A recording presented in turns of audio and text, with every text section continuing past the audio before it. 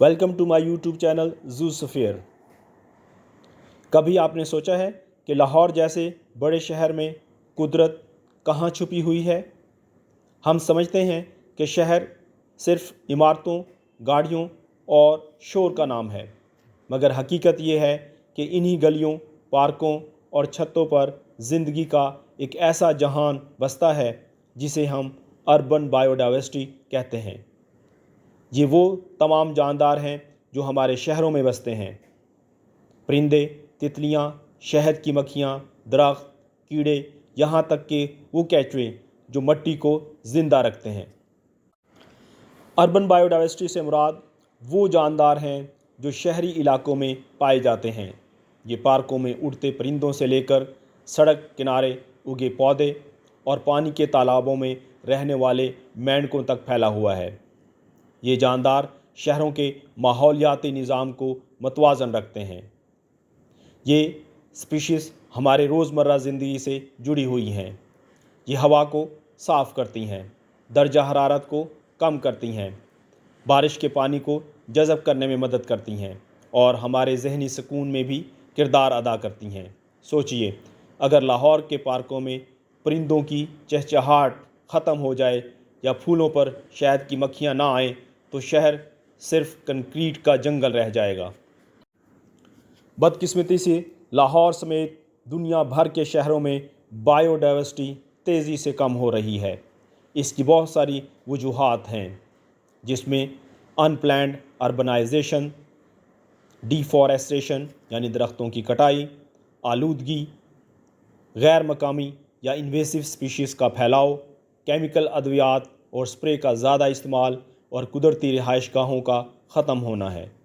ये तमाम अवामिल मिलकर अर्बन इकोसिस्टम को गैर मतवाज़न कर रहे हैं, जिसके नतीजे में परिंदे, तितलियाँ और दूसरे जानदार तेज़ी से गायब हो रहे हैं। लेकिन अच्छी बात यह है कि लाहौर में कुछ पॉजिटिव डेवलपमेंट्स स्टार्ट हो चुकी हैं। लाहौर में काफ़ी सारे मियावाकी फॉरेस्ट लगाए गए हैं जो शहरी दर्जा हरारत को कम करने और परिंदों की पनाहगाहें बहाल करने में मददगार हैं। Parks and horticulture authority Lahore ने ग्रीन लाहौर मुहिम शुरू की है, जिसके तहत शहर के पार्कों और सड़कों के किनारे मकामी दरख्त लगाए जा रहे हैं। वासा के वाटर रिचार्ज प्रोजेक्ट्स स्टार्ट हो चुके हैं जो ज़ेरे ज़मीन पानी और आबी इकोसिस्टम की बहाली में मदद कर रहे हैं।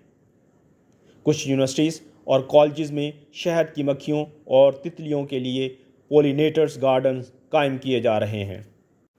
वक्त आ गया है कि हुकूमत के साथ साथ हम शहरी भी अपनी ज़िम्मेदारी समझें।